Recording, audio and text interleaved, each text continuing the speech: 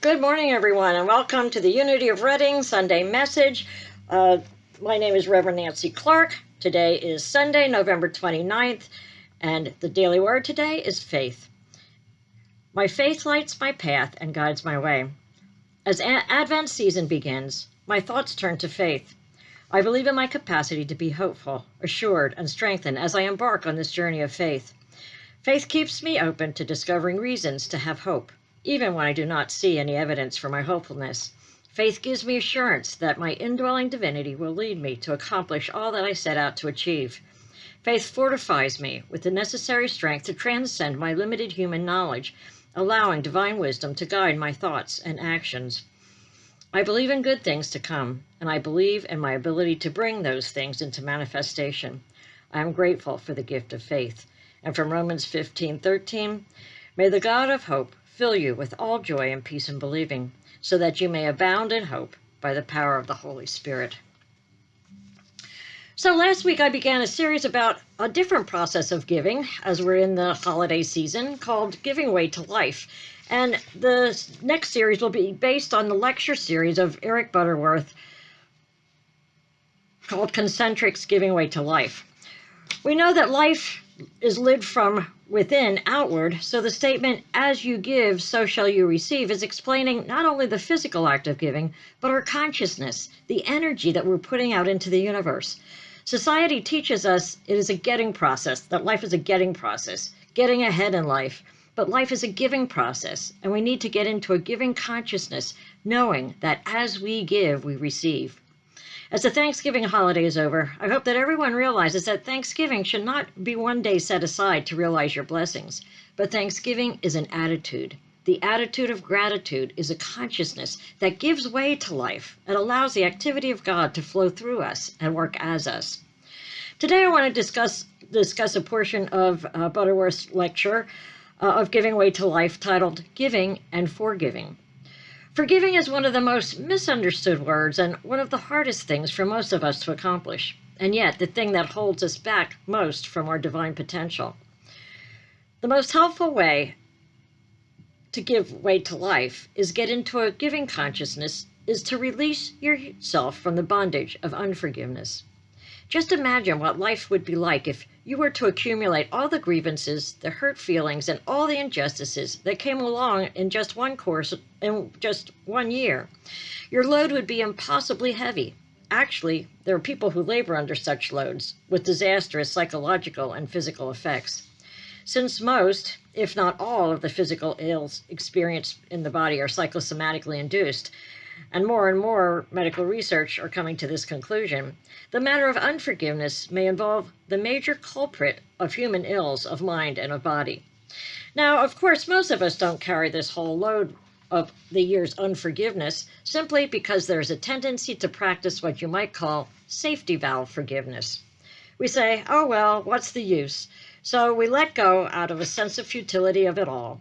The sensible person comes, in time, to the awareness that willfully insisting upon endlessly carrying hurt or a sense of being wronged inflicts needless damage. So we say, I give up. We say we let it go, but never really let it go. We just kind of store it away. I love the story of the two holy men who made a vow never to touch a woman. They were walking in the woods and came to a stream where there was a woman in distress trying to cross the stream. The older monk just simply picked her up, put her on his back, and carried her across, promptly put her down, and they went on their way. The remainder of the trip, the younger monk constantly berated the older monk. How could you do that? We are never to touch a woman. I can't believe you just did that. Finally, when the older monk had enough, he stopped, turned to his brother, and said, Son, I carried her across the stream and promptly put her down. You are the one that has been carrying her with us for the past 2 miles. When we speak of forgiveness, we often think of an act or person who has committed a wrong, but I want to add other ways to look at unforgiveness. There are a multitude of thoughts and emotions which require forgiveness to give way to life, including resentments, anger, envy, jealousy, greed, hate, prejudice, lack, the desire for revenge, and actually judgment of any kind. We need to work on forgiveness for any emotion that brings us down. Jesus advised us to quickly agree with our adversary. This is often misunderstood as a sign of weakness. But you see, to agree, as Jesus used the term, does not mean to give in if it goes against your best interest or highest ideals. Forgiveness is in no way condoning an unwelcomed act. In Jesus' usage, the word adversary refers not to the person, but to your adverse thought about the person. Thus, to agree with means to settle with, to deal creative with the situation, to bless it and to let it go. Don't let it settle in your consciousness and fester.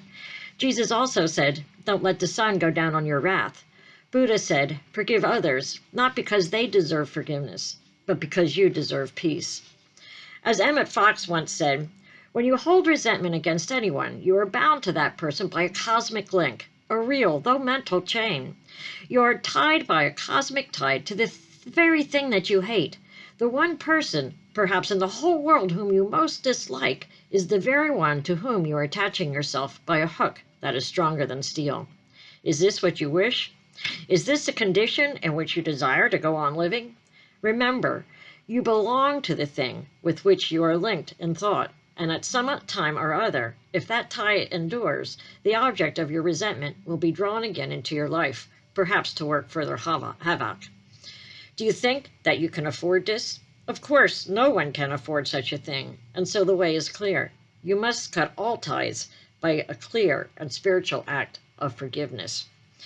You have heard me tell the story before about the securing of live monkeys in the jungles of Africa. The researchers would put nuts in a heavy glass jar along with a heavy glass jar with a long, thin, thick neck so that the monkeys could get their hand in and grab the nuts. But once the monkeys had a fistful of nuts, they could not pull their hand out of the jar, and the jar was way too heavy to move. When the researchers returned, they could easily capture the monkeys because they refused to let go of the nuts. I guess you could say that life sometimes makes monkeys out of us.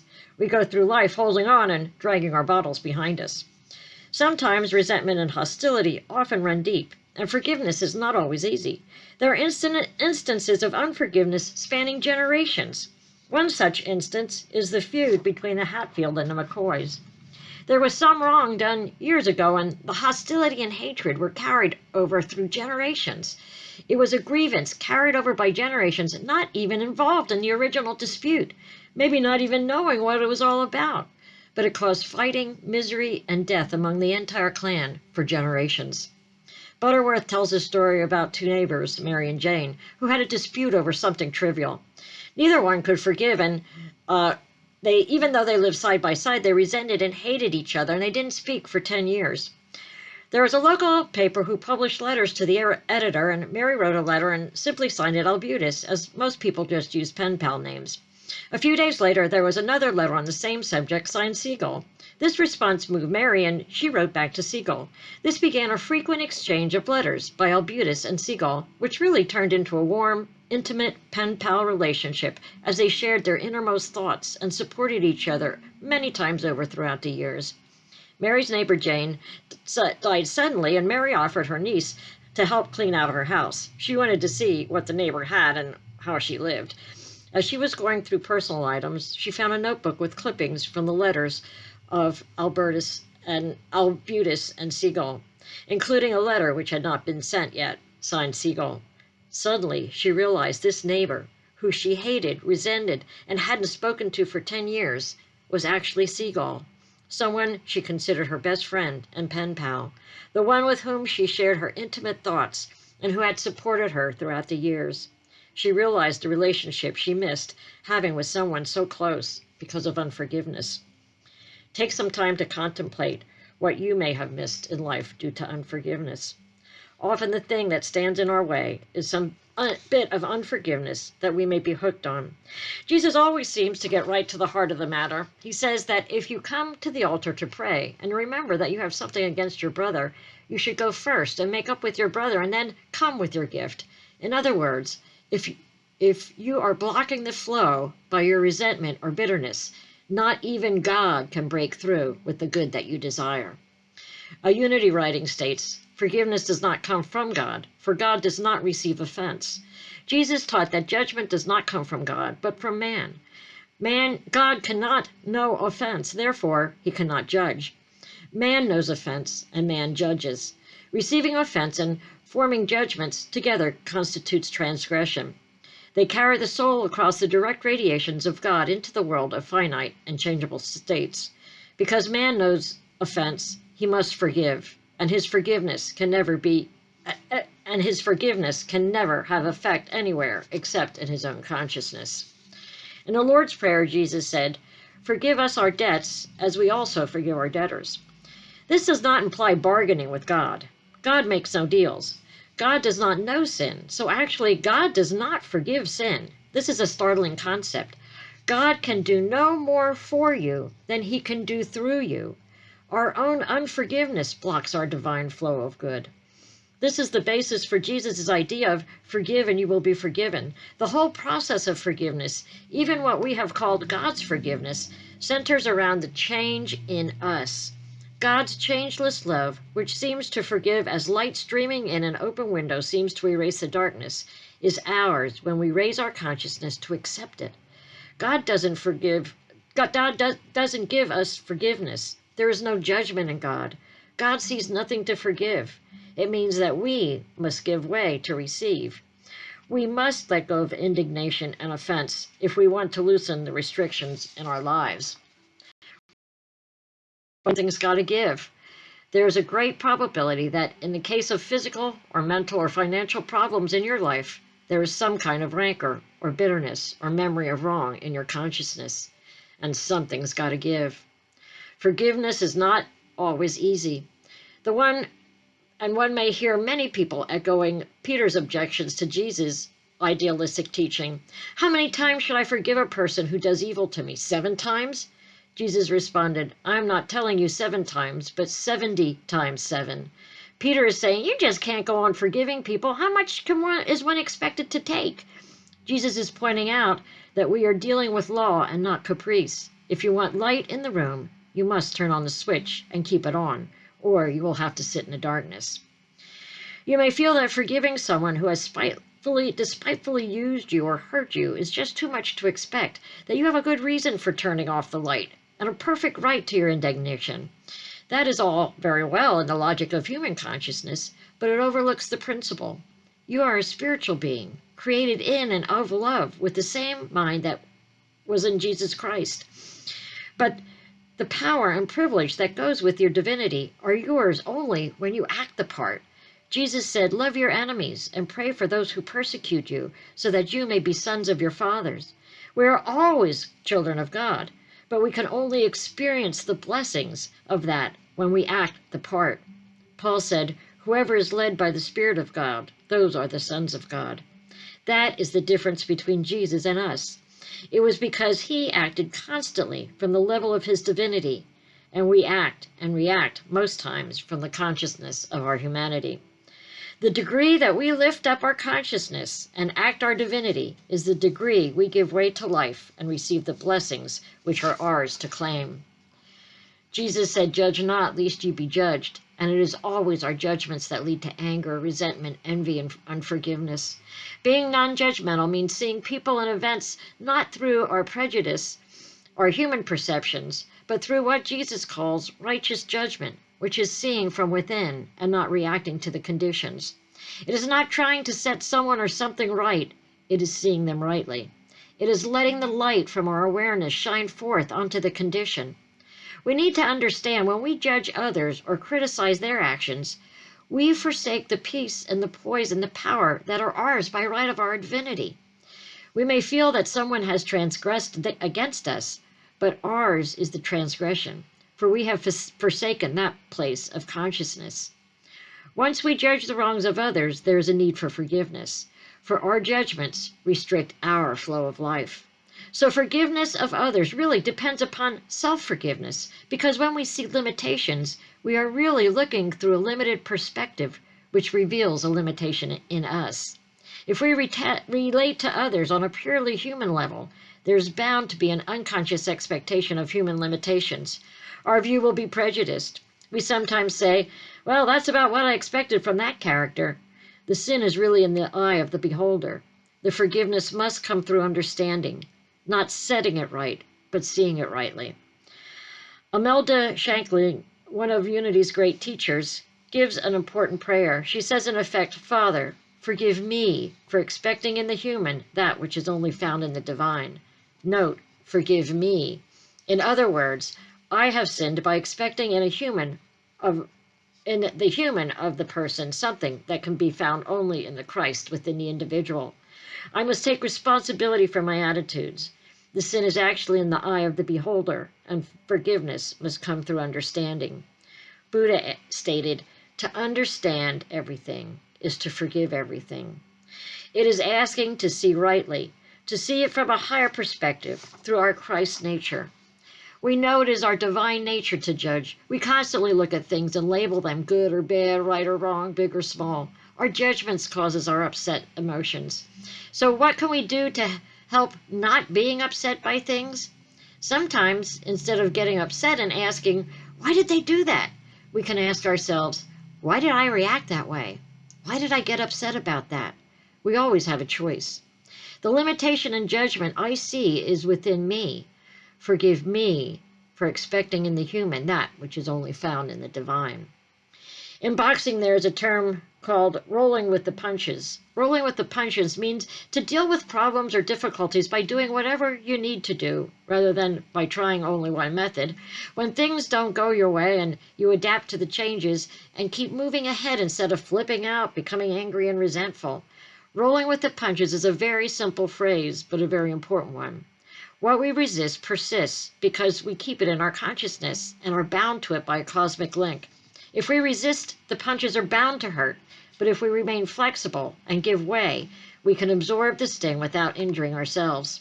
Emily Cady in Lessons in Truth says, to forgive is to give to give good for some perceived evil. When we take offense, we hold ourselves out of the flow of life. When we can forgive, we get into the forward movement of life. We give way to the divine flow.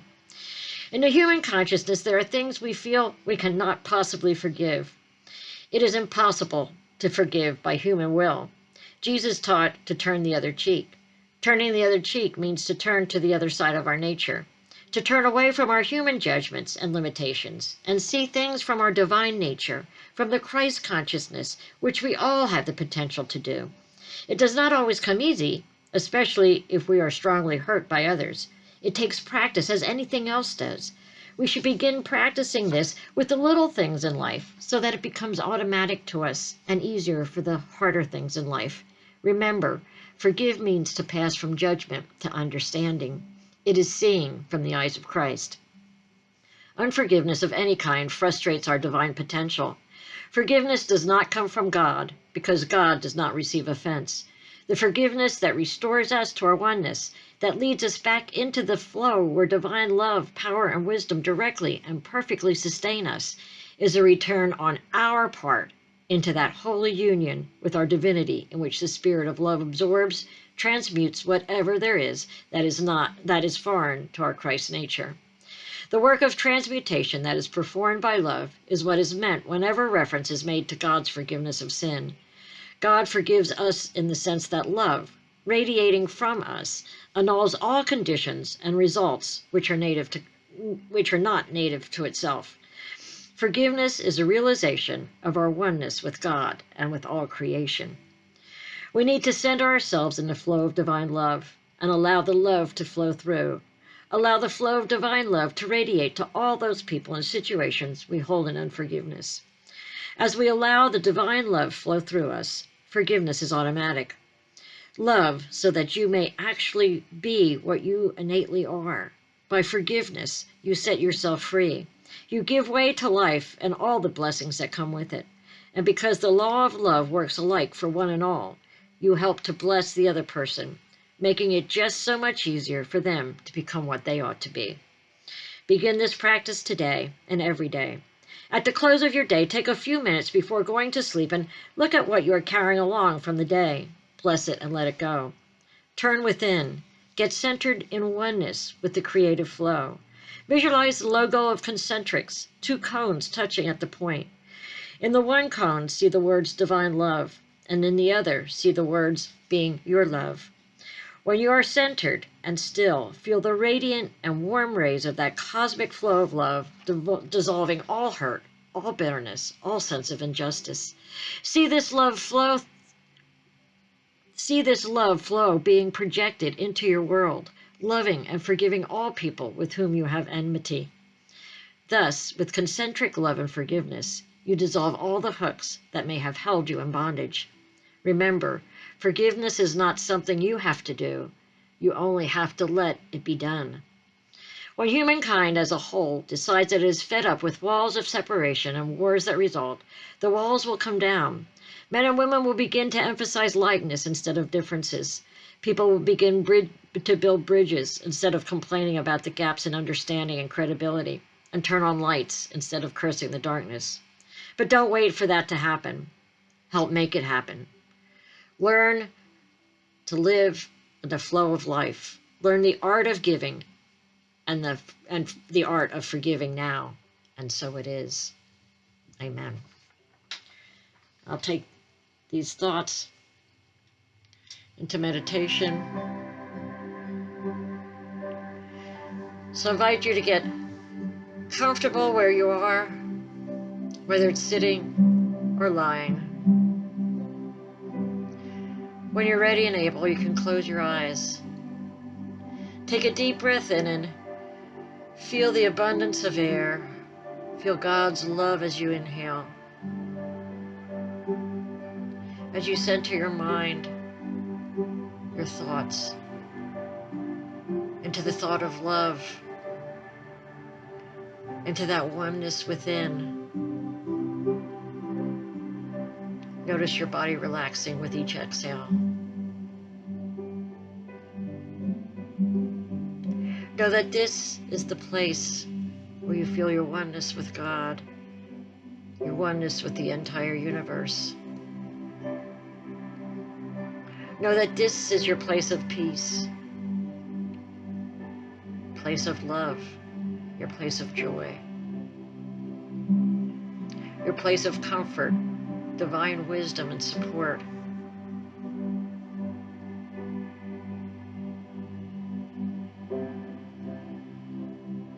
Imagine the divine flow of love flowing in through your head, in through your heart, filling every cell of your body. Feel that love and that peace permeate your body.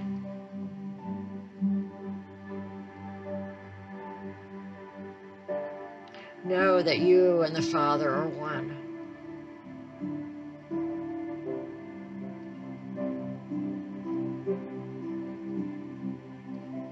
Sit in this feeling of love and of peace.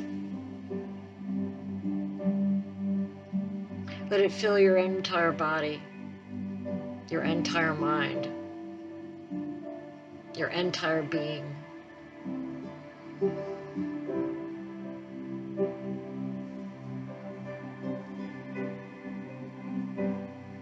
I invite you at this time, if you become willing, if you're willing to forgive and let go, bring to mind those situations, those people that you're still holding enmity to. And become willing to forgive for just your willingness that will allow God to send that flow through.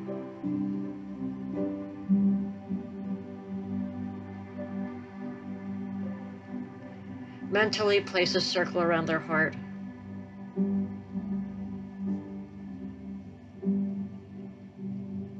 And feel the divine flow as it flows through you, to flow out from your heart and touch the heart of that person.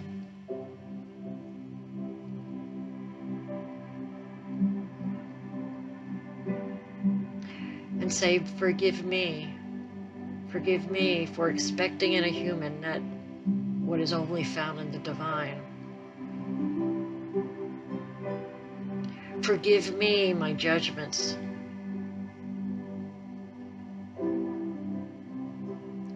Forgive me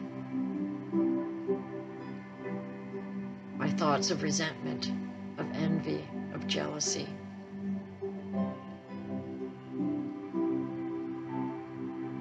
Allow me to see through the eyes of Christ, to see through the eyes of my Christ nature, to behold the Christ nature in each and every person that I hold.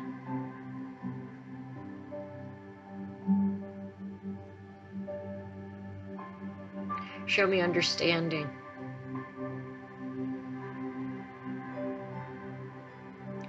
And allow this divine flow of love and forgiveness to flow through me. Forgiving my own thoughts, my own judgments.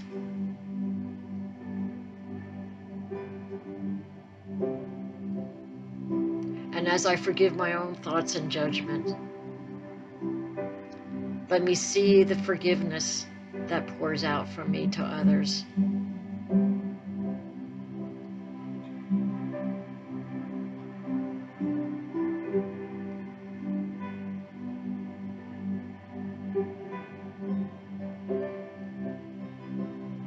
Let me feel my oneness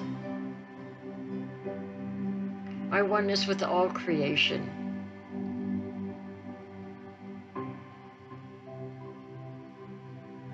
Let me feel my oneness with even those that have hurt me.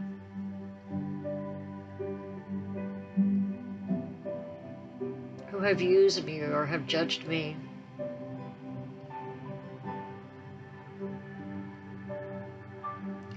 Let me see let me see life through the eyes of Christ, through my Christ nature.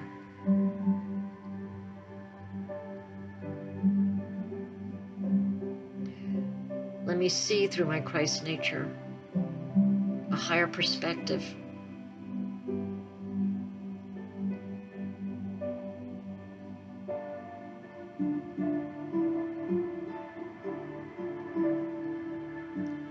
As you feel this love flowing out to all those that you held in your thoughts, feel the release, feel the lightness, see the light switch being turned on as you move out of darkness. Know that you are giving way to life. For as you forgive, you open yourself up to God's blessings.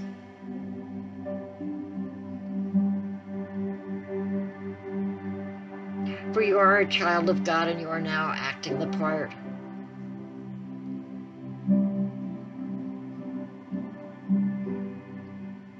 Make a commitment to do this practice every evening.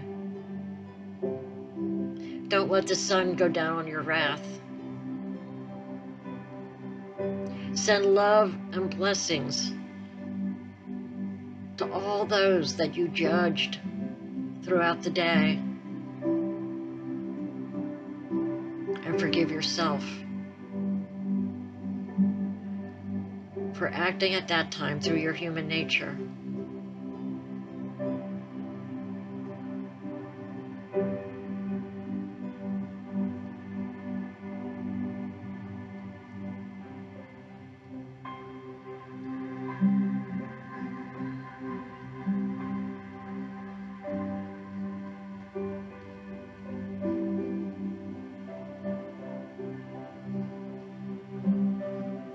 As you feel this love, this peace, this lightness,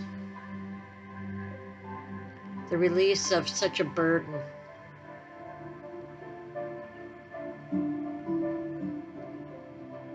feel the flow of life once established in your body and in your life.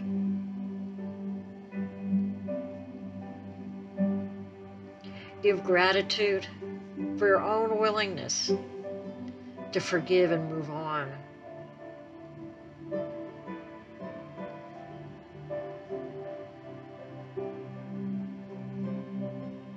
Give gratitude to others for the opportunity of helping you to move up spiritually, for the lessons you have learned.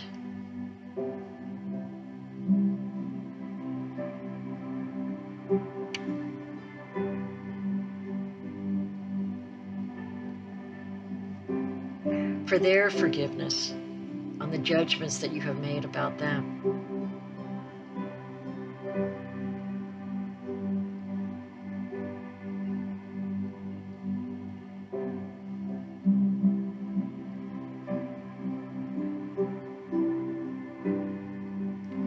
Feel the joy, the love, the faith of this Advent season, the holiday season beginning, with the elevated level of consciousness.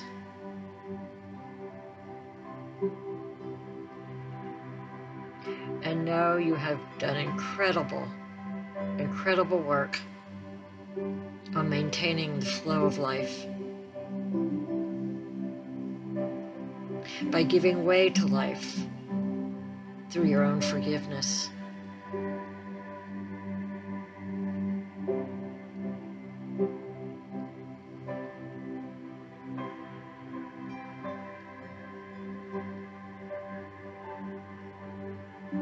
For the feeling of God's love and this peace flowing through you is the forgiveness of God. Feel God's love and peace towards you.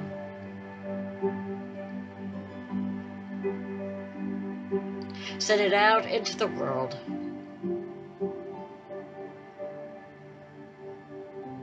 Become the change that you want to see in this world. Love yourself. For you are a beautifully created child of God.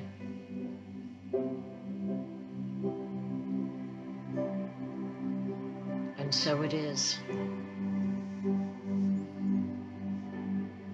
When you're ready to come back into this room, into this space, you can move your body, you can open your eyes, but make a commitment to do an act of forgiving every day, every night,